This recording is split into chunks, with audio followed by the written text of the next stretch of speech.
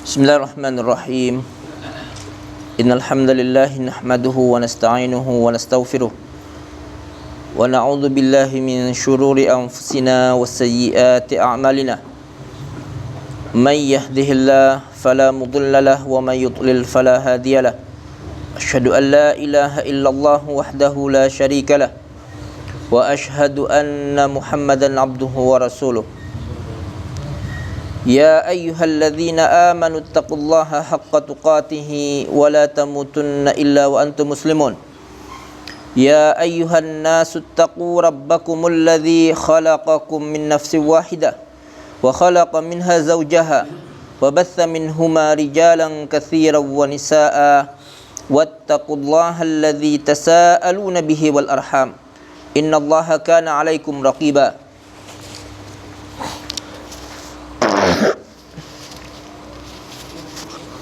Ya ayyuhalladzina amanu taqullaha wa qulu qawlan sadida yuslih lakum a'malakum wa yaghfir lakum dhunubakum wa may yuti'illaha wa rasulahu faqad faza fawzan 'azima amma ba'd. Fa inna asdaqal hadithi kitabullah wa khairal hadi hadi Muhammadin sallallahu alaihi wa alihi wasallam wa syarral umuri muhdatsatuha fa inna kulla muhdatsatin bid'ah wa kulla bid'atin dhalalah wa kulla dhalalatin finnar. Kita lanjutkan kajian kita. InsyaAllah hari ini kita akan masuk pada babun nahyi anir ruqa wat tamaim. Bab larangan dari mantra-mantra. Ada orang punya mantra-mantra untuk mengusir jin namanya, Pak, dengan bahasa-bahasa yang tidak jelas artinya. Kadang yang baca pun tidak ngerti, cuma dia dapat dari guru-gurunya katanya. Yang dipanggil siapa, yang diminta apa, nggak ada yang tahu. Itu namanya ruqa, kalau bahasa kita mantra. Wat tamaim, dan jimat-jimat. Jimat ini, Pak, penyakit yang akut, Pak, di tengah-tengah masyarakat. Bahkan di negeri kita ini, kalau ada orang mau jadi pemimpin, nggak lepas dari jimat. Keris, macam-macam, Pak. Jimatnya macam-macam. Ada yang berupa kertas, tulisan tidak bisa difahami. Ada yang berupa keris apa namanya? Semar mesem. Ada yang semar kuncung katanya. Macam-macam sudah. Genap pokoknya. Yang macam-macam itu keris, Pak. Subhanallah, Pak. Banyak orang yang meyakini keris itu sakti. Seandainya keris itu sakti, Pak, Belanda tidak akan menjajah Indonesia selama 350 tahun. Ketika Belanda tidak bisa dikalahkan dengan keris, itu menunjukkan bahwasanya keris enggak sakti. Saktian bedil ya, Pak. Saktian bedil, kenapa? Karena keris bedil tidak bisa tidak bisa dikalahkan oleh keris. Berarti sekuat bedil, Pak, daripada keris. Indonesia mempertahankan kemerdekaan dengan keris? Enggak, Pak, dengan bedil. Dengan jihad yang dipakai bukan keris, Pak, senjata. Di Indonesia itu, Pak, ketika perang kemerdekaan banyak dapat senjata di Palestina sama Saudi. Jadi yang membiayai Saudi, yang negara yang membiayai Indonesia itu Saudi. Cuma mau masukkan ke Indonesia lewat Mesir. Kalau perorangan itu yang besar dari orang Palestina, Pak, dari orang Palestina.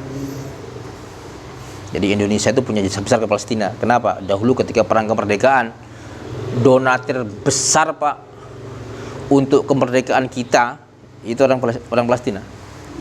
Orang Palestina. Jadi kalau Indonesia itu mati-matian membela Palestina merdeka, ya memang itu kita balas budi, Pak. Di antara ini balas budi kita. Jadi nggak ada keris sakti itu nggak ada, Pak. Jimat sakti nggak ada, Pak. Orang ditutui nggak ngelawan kok. Jangan khawatir, Pak. Yang pertama, qala ta'ala, wa iyyamsaskallahu bidurrin fala kashifa lahu illahu. Dan jika Allah Subhanahu wa taala menimpakan madarat kepada kamu, fala kashifa lahu illahu, maka tidak akan ada yang bisa menghilangkan madarat itu kecuali Allah Subhanahu wa taala. Ketika Allah berkehendak untuk memberikan musibah, bencana kepada seseorang, yang bisa mengangkat bencana itu siapa? Hanya Allah. Wa iyyamsaska bi khairin, kalau ia hendak menimpakan kebaikan kepada kamu, ada enggak orang yang bisa menahannya? Enggak bisa. Seandainya ada orang, Pak, dikasih nikmat oleh Allah enggak mau, tetap, Pak, nikmat itu akan sampai kepada dia. Fahuwa ala kulli syai'in qadir, maka sesungguhnya Allah Subhanahu wa taala maha kuasa atas segala sesuatu. Di tengah-tengah masyarakat, Pak, ada orang yang beralasan begini, Pak, pakai jimat itu kan cuma ikhtiar katanya. Mereka mengatakan tetap yang memberi musibah itu Allah, ini cuma bagian dari ikhtiar. Ini, Pak, orang-orang teman-teman banyak nggak bisa jawab ini, Pak. Ikhtiar itu kayak nyari harta, Pak. Rezeki itu diikhtiari apa enggak? Diikhtiari. Apakah semua ikhtiar itu halal? Enggak, mencuri. Kata maling, Pak, ini ikhtiar, usaha katanya. Korupsi, orang koruptor juga bilang ini ikhtiar, usaha untuk nyari rezeki katanya. Jadi ikhtiar untuk mencari rezeki itu, Pak, dibolehkan selama halal. Sama dengan nyari obat, nyari kesembuhan dari penyakit, keluar dari musibah. Itu kita untuk bisa keluar dari musibah itu harus diikhtiari. Tapi ingat, cara-cara yang haram dilarang. Termasuk cara yang haram itu adalah pakai jimat. Nyari rezeki harus diikhtiari. Yang halal silakan ambil, nggak apa-apa. Yang haram ya jangan dilakukan. Ya, mencuri, menipu, menjual di atas jualannya orang lain, membeli di atas beliannya orang lain, nggak boleh. Oleh karena itu, Pak, kalau kita mengatakan, oh ini kan usaha, iya, usaha ini halal apa enggak? Itu yang perlu diperhatikan. Ya tetap aku meyakini ini yang menyembuhkan bukan jimat katanya. Cuma Allah menyembuhkan lewat jimat. Loh, kapan Allah Subhanahu wa taala ngasih tahu bahwasanya jimat itu bisa menyembuhkan? Enggak pernah, Pak. Kalau obat berdasarkan pengalaman, uji coba namanya. Kalau jimat, apa yang mau dibuktikan, Pak? Enggak ada. Karena, Pak, berobat itu, Pak, berikhtiar untuk mencari kesembuhan atau keluar dari musibah bisa dengan dua cara. Pertama, caranya itu tabi'i, alami, Pak, atau syar'i. Kalau tabi'i, Pak, itu harus logis. Bisa bisa dinalar secara akal. Contohnya, Pak, kalau ada orang sakit kepala dikasih minum obat untuk menghilangkan rasa nyeri, hilang sakit kepalanya. Kenapa? Karena rasa sakit itu dihilangkan oleh obat penyakit. Itu logis, Pak, namanya. Kayak ada orang kalau umpamanya kena penyakit tertentu dikasih ini. Kenapa? Karena kalau penyakit itu virus penyakit ini kena obat ini, itu nanti akan berkurang semuanya, Pak. Itu logis namanya, Pak. Dan itu bisa dibuktikan, nggak apa-apa, boleh. Yang kedua, kalau nggak logis, Pak, bisa secara syar'i. Umpamanya, Pak, kalau ada orang kena sengat ular, digigit ular, dibacakan Al-Fatihah. Itu, Pak, kalau dilogikakan nggak bisa. Bagaimana bacaan Al-Fatihah bisa menghilangkan racun? Kan nggak bisa, nggak logis, Pak. Tapi syar'i, masyru', diperintahkan, nggak apa-apa, boleh. Tapi kalau nggak logis, nggak masyru', Pak, ini nggak boleh. Nggak boleh, Pak. Kalau nggak logis, nggak masyru', nggak boleh. Jadi kalau ada orang, Pak, mengatakan, oh ini kan ikhtiar. Iya, ikhtiar. Ikhtiar itu ada dua. Ada yang dibolehkan, ada yang tidak dibolehkan. Berikhtiar dengan datang ke dukun, berikhtiar dengan datang kepada paranormal, berikhtiar dengan jimat. Itu termasuk ikhtiar yang dilarang secara syar'i. Wa qala ta'ala, dan Allah Subhanahu wa ta'ala berfirman, Wa iyamsaskallahu bidurrin fala kashifa lahu illahu. Dan jika Allah Subhanahu wa taala menimpakan kepada kamu bidurrin, dengan mara bahaya, fala kashifa lahu, maka tidak ada yang bisa menghilangkan mara bahaya itu illahu, kecuali Allah. Wa iyuridka bi khairin, dan jika Allah Subhanahu wa taala berkehendak untuk memberikan kebaikan kepada kamu, fala radda li fadlih, maka tidak akan ada yang bisa menolak karunia Allah yang hendak Allah berikan kepadanya. Banyak Pak orang, wis aku udah saya kerja wis, cukup aku wis. Ndak kerja, ya rezekinya teko ae, Pak. Jalannya ada, Pak. Jalannya ada. Tapi kalau Allah hendak menahan, Pak, orang kerja montang-manting, Pak, enggak entuk apa-apa, banyak. Makanya Pak, kewajiban kita hanya apa? Berusaha sesuai dengan koridor syar'i yang telah Allah tetapkan. Perkara hasilnya seberapa Pak, nggak usah ngurus Pak, karena yang ngatur rezeki bukan kita, tapi siapa? Allah Subhanahu wa ta'ala. Kenapa Allah? Apa Pak ya? Untuk urusan rezeki Allah yang ngatur Pak. Kalau urusan rezeki diserahkan ke manusia Pak, hancur dunia. Kan semua manusia pengen kaya Pak. Coba kaya semua manusia Pak, enak nggak hidup Pak? Dia nggak kira enak. Nggak kira enak. Kalau manusia Pak, masing-masing bisa ngatur rezekinya. Ada nggak orang pengen miskin Pak? Nggak ada. Maunya orang apa? Kaya. Kalau semua kaya Pak, ada nggak yang mau jadi tukang sapu, tukang lulu? Ada nggak Pak? Nggak ada. Terus bangun rumah gimana? Bangun sendiri. Ya nggak enak Pak. Untuk apa uang banyak tapi nggak bisa nyuruh orang? Kan percuma Pak. Orang kaya itu enak karena bisa mempekerjakan orang lain. Taskhir namanya. Allah menjadikan sukhriyah, Allah menjadikan sebagian kalian dikuasai oleh sebagian yang lain. Itu sudah sunatullah Pak, tidak bisa Anda. Masa orang kaya Pak, punya sawah banyak, usung pari dewe, teko tengah sawah namanya rembong, kan tidak pena Pak. Kalau semua kaya kan, yang kaya tidak mau disuruh kayak gitu Pak. Kenapa orang itu mau soro Pak, mau mikul, mau nyunggi, mau apa?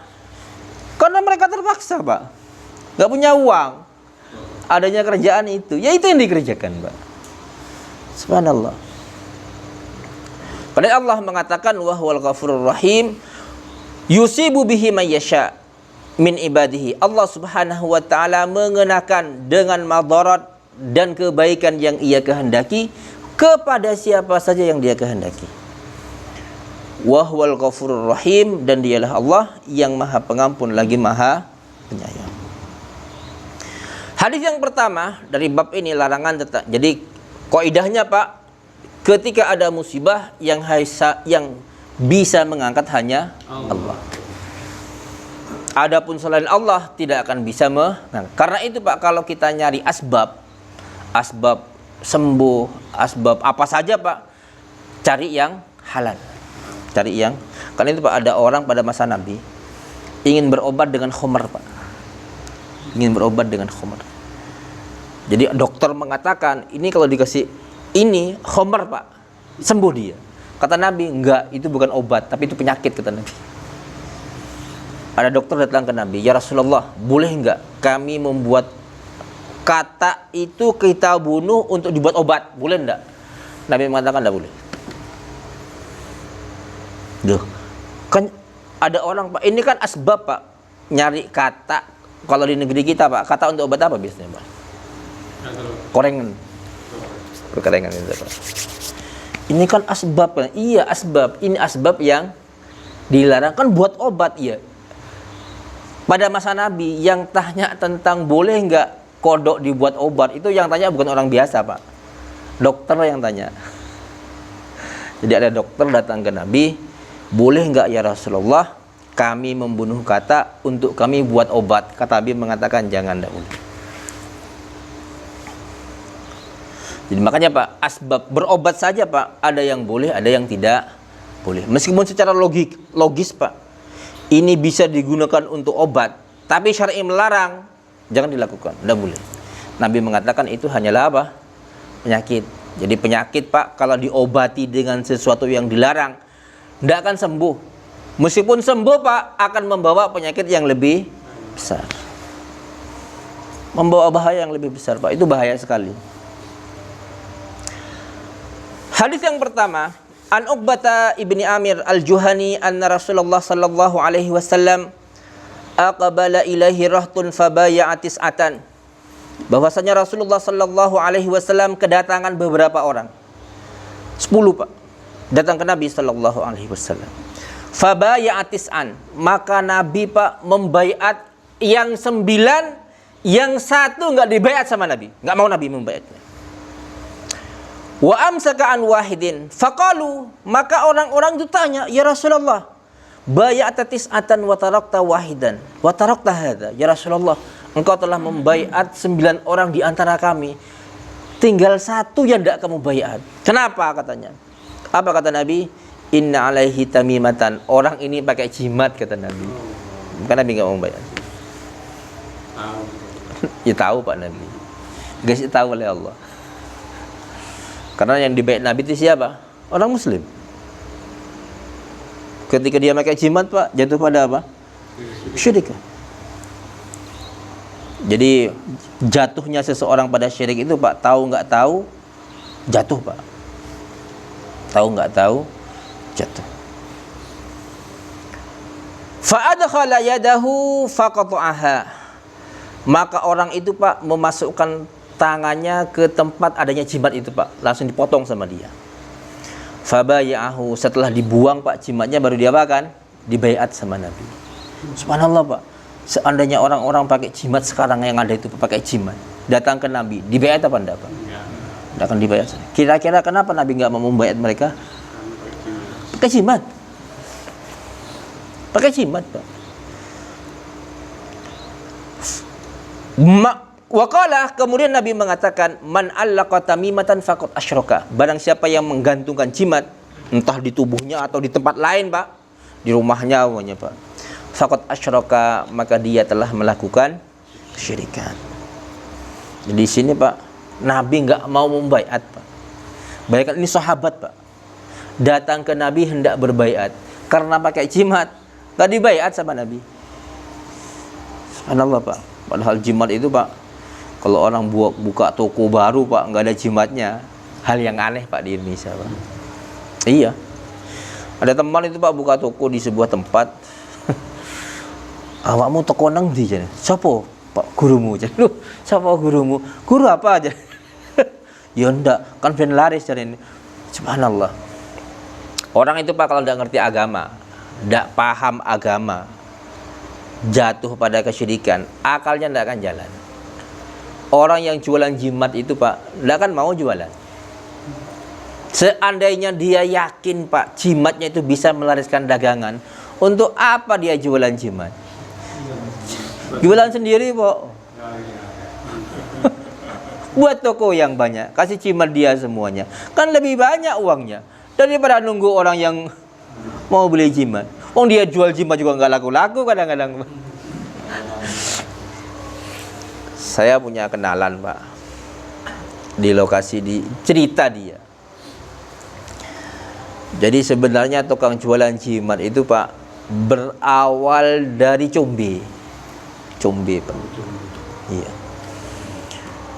Yang banyak dipakai itu Pak, Combe ini yang banyak kalau dulu Pak, yang masyhur tukang becak. Jadi tukang becak itu Pak, kalau ada penumpang itu sambil ngayo Pak, ditanya, itulah orang sana itu buka toko waris, itu itu datang ke Pak Yai sana. Padahal Pak tukang becak dengan Pak Yai sudah kung Pak.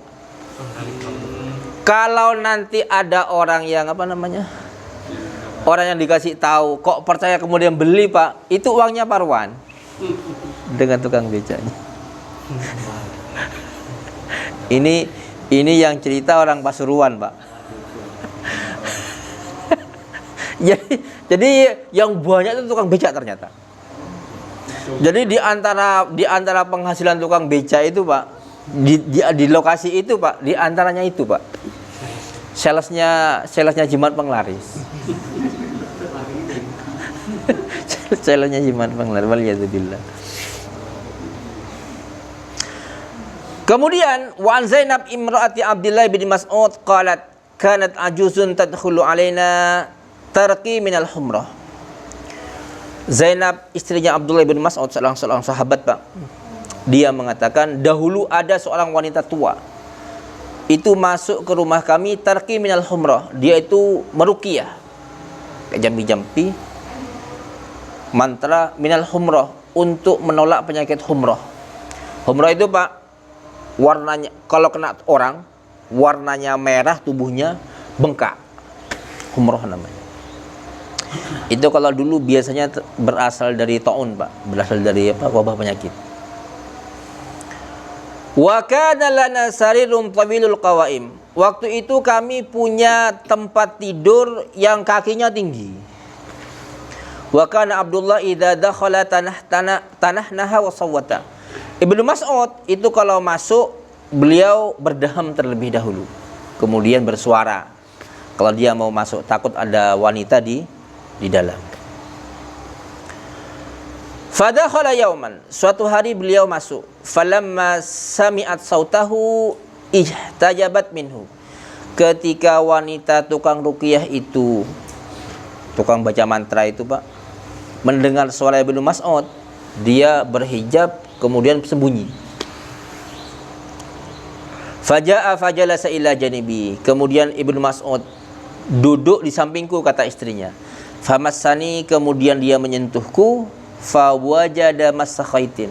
Kemudian dia menemukan Pak, apa namanya? Loh, ini kok bekas kena tali katanya.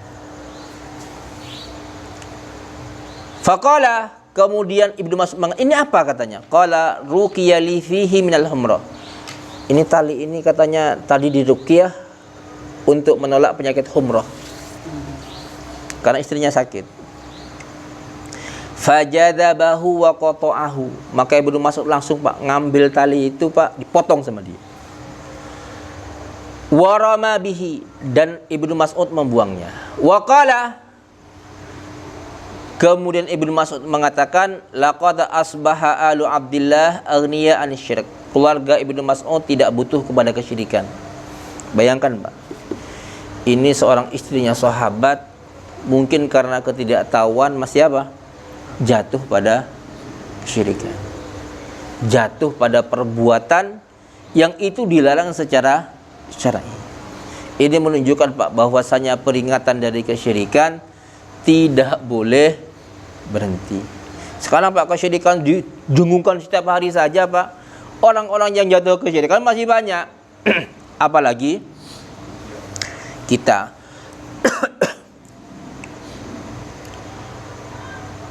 Sami'tu Rasulullah sallallahu alaihi wasallam yaqul. Ibnu Mas'ud mengatakan sesungguhnya ar-ruqa, sesungguhnya mantra-mantra itu, wat tamaim, jimat-jimat, wat tiwalata.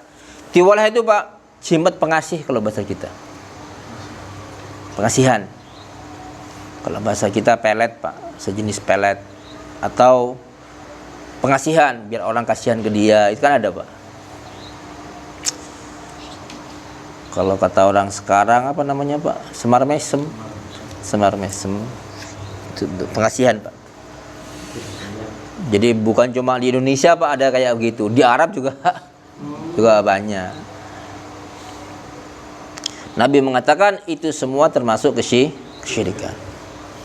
Ini kan yang ngasih Pak Yai. Iya, masa yang ngasih Pak Yai tetap Pak itu sebuah kesyirikan. Yang Pak Yai banyak Pak. Dukun sebenarnya Pak, cuma namanya Pak Yai karena punya santri.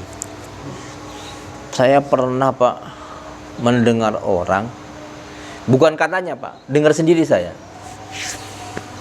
Jadi dia mau mondokkan anaknya ke sebuah pondok gara-gara kiainya sakti. Katanya bisa melakukan ini. Dan ternyata Pak, santri di pondok itu kerjaannya itu Pak, kalau sudah orang itu bisa sihir Pak, bisa katanya itu karomah Pak, itu sudah naik tingkat apa ya, sudah naik kelas lah, santri kelas tinggi katanya Pak. Waliyadzubillah. Jadi di pondok Pak tidak belajar agama, belajar apa? Belajar sihir. Waliyadzubillah. Hati-hati Pak, kan itu Pak, kalau kita memasukkan anak-anak kita ke pondok, hati-hati, lihat dulu pondoknya. Jangan-jangan nanti sampai di pondok diajari sihir. Waliyadzubillah. Dan itu umum, Pak. Kalau di beberapa pesantren itu umum terjadi. Itu umum terjadi.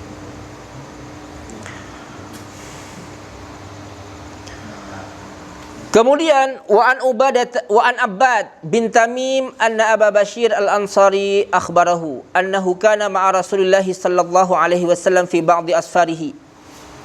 Dari Abbad bin Tamim bahwasanya Abu Bashir al-Ansari memberitahu kepadanya suatu ketika ia bersama Rasulullah sallallahu alaihi wasallam dalam beberapa safarnya. Fa arsala Rasulullah sallallahu alaihi wasallam rasulan. Maka Rasulullah sallallahu alaihi wasallam dalam safar itu mengutus seorang utusan, wan nasu fi mabitihim. Waktu itu orang-orang sedang istirahat, Pak. Nginep apa? Kalau safar dulu kan pakai onta, Pak. Jadi kalau sudah ontanya capek, mereka apa? Istirahat untuk tidur. Kemudian utusan itu mengatakan kepada seluruh orang-orang yang safar, la yabqayanna fi raqabati ba'irin kiladatun min watarin au kiladatun illa quti'at. Tidak boleh ada di leher seekor onta kalung dari watar. Watar itu bekas talinya busur, Pak. Orang Arab dahulu biasa kalau buat jimat, kalau butuh tali, itu yang dipakai untuk tali jimat itu adalah tali bekas busur. Indonesia kan juga seperti itu, Pak. Iya. Cuma bentuknya bukan busur biasanya. Benda-benda bekas apa gitu, Pak. Kalau yang saya tahu itu, Pak, itu loh, Pak, kalau sapi merujul ininya, kayunya. Apa namanya itu, Pak? Kemonong. Kemonong. Nanti kan ada bambunya dua itu, Pak. Itu dipakai oleh beberapa orang untuk jimat itu, Pak. Untuk tujuan-tujuan tertentu. Kalau itu saya pernah tahu, Pak. Pernah pakai itu. Atau biasa yang dipakai, Pak, untuk jimat. Kalau tukang itu, Pak, buat rumah orang, kok palunya patah. Kok palunya patah, Pak. Itu patahan palunya itu, Pak, kadang-kadang digunakan untuk jimat sama mereka. Untuk tujuan tertentu. Atau kalau ada ular kawin, Pak. Saya pernah tahu sendiri, Pak, ada orang lihat kalau ular kawin kan susah, Pak, putusnya itu. Meskipun ditangkap dia nggak lepas. Jadi sama dia, Pak, ditangkap kemudian dipotong, Pak. Dipotong. Kemudian dibiarkan ular itu dempet. Ternyata untuk jimat itu, Pak. Waliyadzubillah.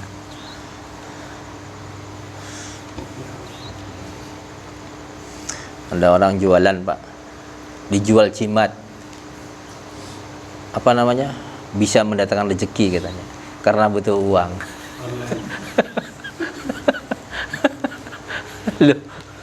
Kan jimatnya untuk datangkan rezeki, Pak. Yang punya jimat butuh uang. Itu yang percaya si ono ae, Pak. Pokoknya orang-orang kalau sudah nggak percaya, jatuh pada kesyirikan, Pak, Allah matikan akalnya. Karena Allah mengatakan la yaqilun, mereka tidak berakal. Nggak berakal mereka, kata Allah. Waliyadzubillah. Jadi Rasulullah mengatakan tidak boleh ada di leher onta kiladah, kalung dari tali busur, atau ada kalungnya yang untuk jimat, Pak. Illa quti'at, melainkan kalung itu harus dipotong. Termasuk pada masa Nabi, Pak, kalau ada binatang, ada apa namanya? Kemonong. Ada kemonong itu, Pak, enggak boleh. Dilarang sama Nabi. Dilarang sama Nabi. Kemudian hadis berikutnya, wa an Shuyaim bin Baitan annahu sami'a Ruwaifi' bin Thabit yaqul inna Rasulullah sallallahu alaihi wasallam qala, sesungguhnya Rasulullah sallallahu alaihi wasallam bersabda, ya Ruwaifi', la'alal hayata satatulu bika. Bisa jadi kehidupan itu akan panjang bagi kamu. Ruwaifi ini Pak termasuk sahabat nanti yang mati-mati paling akhir Pak.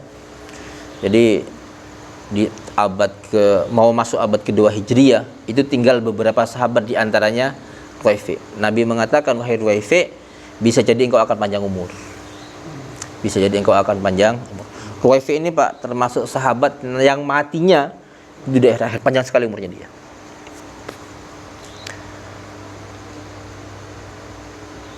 Fa akhbirin nas, karena itu kabarkanlah kepada orang-orang annaman aqada lihyatahu, bahwasanya barang siapa yang memintal jenggotnya.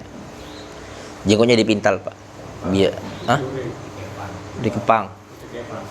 Biasanya itu Pak, untuk apa namanya? Biar jadi perhatian biasanya, biar jadi bahan perhatian.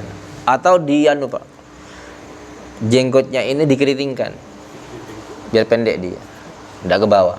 Itu juga nyala syar'i Pak, tidak boleh. Tidak boleh. Jadi kalau punya jenggot Pak, biarkan apa? Terurai. Enggak usah dipokal-pokal Pak. Di kelabang, kadang dikepah, macam-macam. Dikuncir kadang-kadang. Biarkan terurai aja. Kalau disimir enggak apa-apa? Enggak apa-apa. Jangan hitam tapi. Merah, coklat, kuning, enggak apa-apa.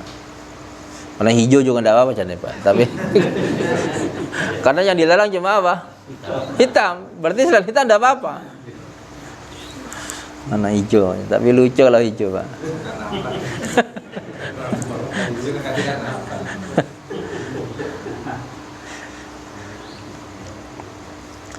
Au taqallada wataron, atau menggunakan kalung tali busur. Au istanja biraji'i dabatin au azmin, atau dia beristinja menggunakan kotoran binatang.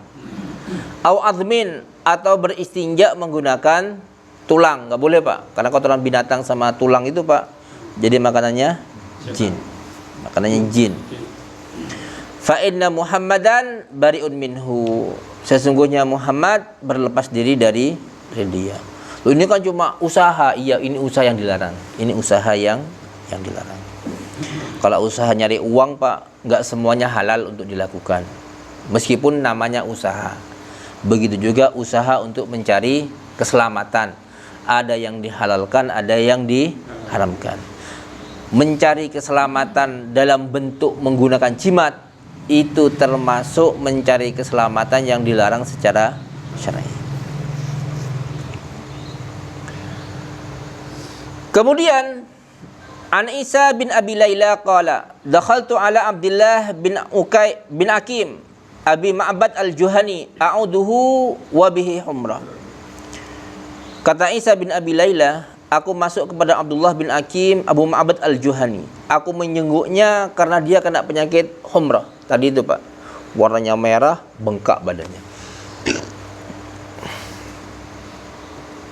Faqulna ala tu'alliqu syai'an, tidakkah kamu buat jimat lah katanya. Tawari Pak.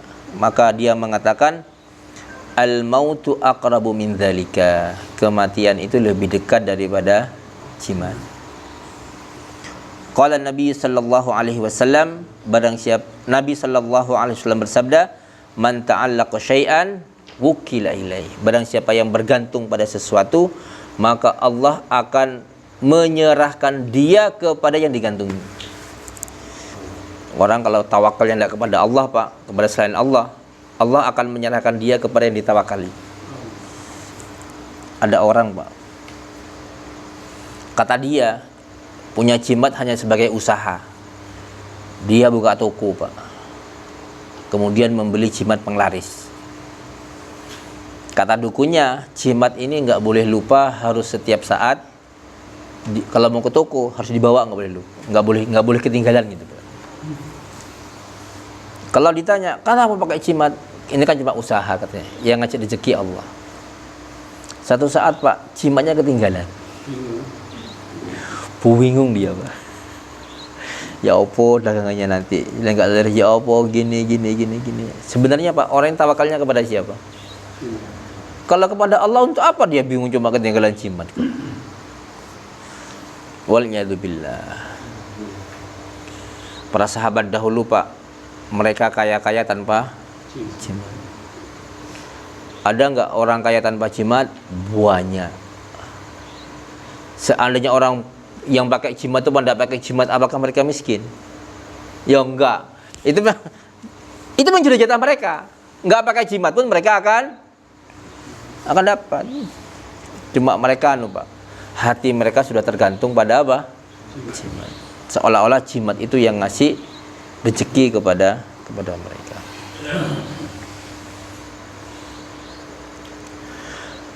Kemudian Ali bin Abbas radhiyallahu taala anhuma qala Rasulullah sallallahu alaihi wasallam uridat aliyal umam. Umat-umat itu pernah ditampakkan kepadaku. Ini pada saat Isra Mi'raj. Faja'ala an-nabiyyu wan nabiyyani yamurruna ma'ahumur rahtu. Maka aku lihat, kata Nabi, ada seorang nabi atau dua nabi yang berjalan cuma membawa umat dikit. Rahtun itu enggak sampai 10, Pak. 10 kurang lah. Bisa 3 sampai berapa? Sampai 10. Jadi kalau orang Pak berdakwah harus banyak yang datang, Pak. Kenapa? Para nabi dahulu Pak ada yang nggak punya pengikut sama sekali. Apakah mereka tidak ikhlas dalam berdakwah? Tidak ikhlas mereka dalam berdakwah, Pak. Nggak ada yang ikut. Apakah mereka salah? Enggak, karena kewajiban nabi hanya menyampaikan. Wan nabiyyu laisa ma'ahu ahad. Ada nabi yang tidak punya pengikut seorang pun. Hatta rufi ali sawadun azim, sehingga diangkatlah kepadaku jumlah manusia yang sangat banyak. Qultu ma hadza, aku mengatakan siapa ini, katanya. Ummati hadhihi, apakah ini umatku? Kila bal hadza Musa wa qaumuhu, bukan, tetapi ini adalah Musa dan kaumnya. Kila undur ilal ufuk, kemudian dikatakan kepada Nabi, lihatlah ke ufuk, katanya. Fa idza sawadun yamla'ul ufuk, tiba-tiba ada segumulan orang Pak yang memenuhi ufuk. Undur hahuna wa hahuna, lihat ufuk sini, ufuk sini, ufuk sini. Semuanya penuh dengan manusia. Kemudian fa idza sawadun qad mala'al ufuqila hadhihi ummatuk. Kemudian dikatakan kepada Nabi, ini adalah umatmu.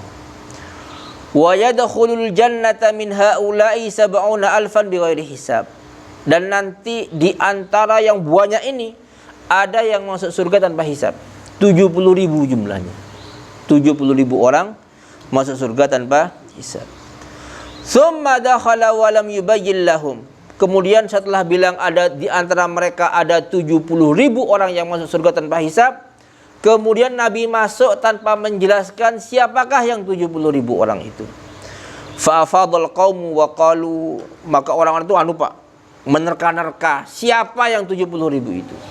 Ada yang mengatakan itu kita, karena kita yang pertama masuk Islam. Ada yang mengatakan enggak, kita kan lahir dalam kesyirikan, katanya. Kita masuk Islam setelah berbuat syirik. Bisa jadi itu anak-anak kita, mereka lahir sudah Islam sehingga mereka tidak pernah menyembah berhala. Ada yang mengatakan yang lain Pak, banyak Pak, macam-macam. Kemudian berita tentang perdebatan orang tentang siapa yang 70.000 orang itu sampai ke telinga Nabi.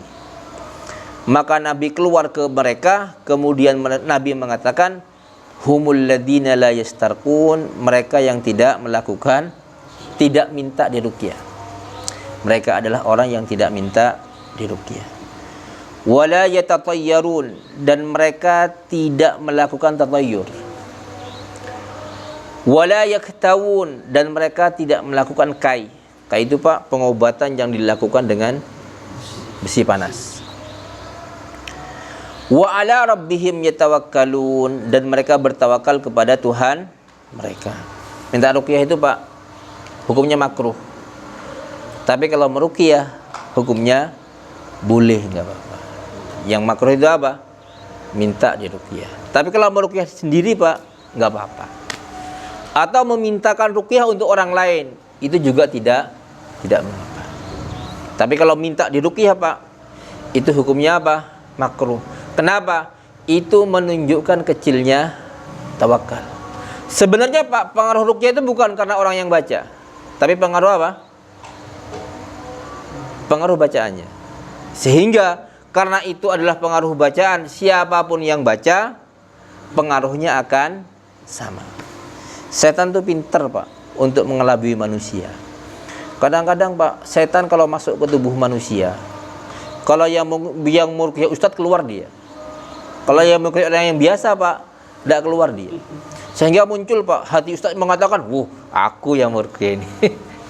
Yang diruqyah mengatakan, kalau bukan ustadz ini tidak bisa keluar ini. Macam-macam Pak. Akhirnya apa? Keluarnya jin itu dari tubuh orang yang diruqyah Pak, madarat bagi dua-duanya. Ustadznya besar kepalanya karena keluar, sedangkan si pasien tawakalnya tidak kepada Allah, tapi kepada siapa? Ustadznya. Itu juga madarat yang sangat besar.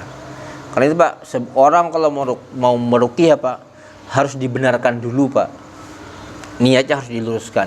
Jangan sampai jatuh pada dua kesalahan ini. Karena bawahnya apa? Orang menganggap, Ustadz ikut saya ngeruqyah hebat itu. Iya Pak. Hatta para ulama banyak digitukan sama orang-orang.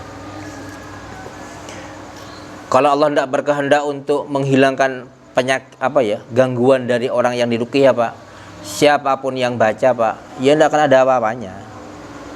Karena itu Pak, ruqyah yang paling bagus itu Pak, ruqyah mandiri. Kenapa? Kekuatan tawakal akan semakin tumbuh. Kemudian faqala Uqasyah bin Mihsan, kemudian berkatalah Uqasyah bin Mihsan, aminhum ana ya Rasulullah. Ya Rasulullah, apakah aku termasuk di antara 70.000 orang itu? Qala iya, kata Nabi, iya katanya.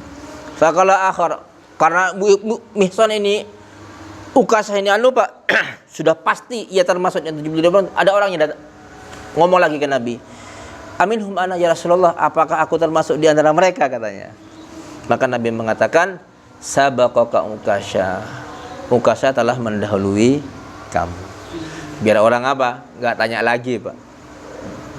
Biar orang nggak tanya lagi. Jadi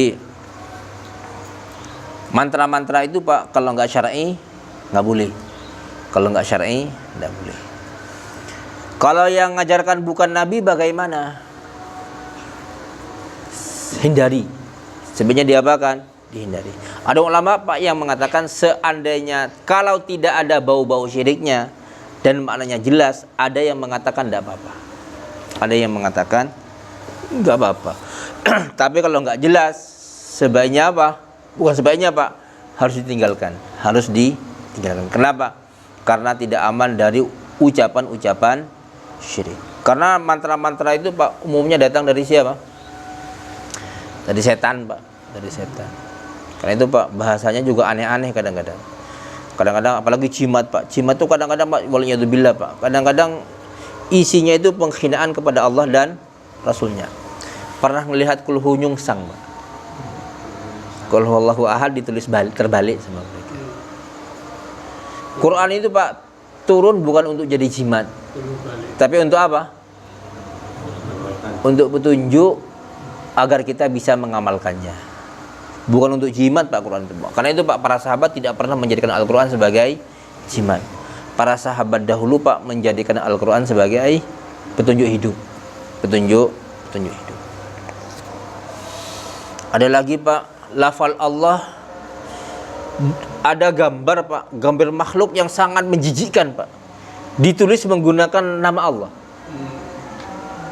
Jadi nama Allah itu Pak disusun-susun sampai membentuk gambar. Waliyadzubillah Pak. Itu penghinaan apa pujian? Penghinaan. Kalau lafaz syahadat dibentuk seperti singaunya Pak, itu penghinaan apa bukan? Penghinaan. Tapi orang-orang awam Pak menganggap itu sebuah seni. Itu seni yang diharamkan Pak secara syar'i. Kenapa? Bagaimanapun juga itu sebagai bentuk penghinaan kepada ayat-ayat Allah Subhanahu wa ta'ala. Tapi insyaallah pada pertemuan yang akan datang Pak, kita akan lanjutkan bab ini tentang jenis-jenis tamimah, jenis-jenis apa namanya? Jimat yang banyak dipakai oleh manusia di Arab dan di Indonesia, Pak. Disebutkan di sini soalnya. Insyaallah pada pertemuan yang akan datang akan kita bahas tentang masalah macam-macam jimat. Aku qauli hadza wa astaghfirullah li wa lakum innahu huwal ghafurur rahim. Subhanakallahumma bihamdika asyhadu an la ilaha illa anta astaghfiruka wa atubu ilaik. Assalamualaikum warahmatullahi wabarakatuh.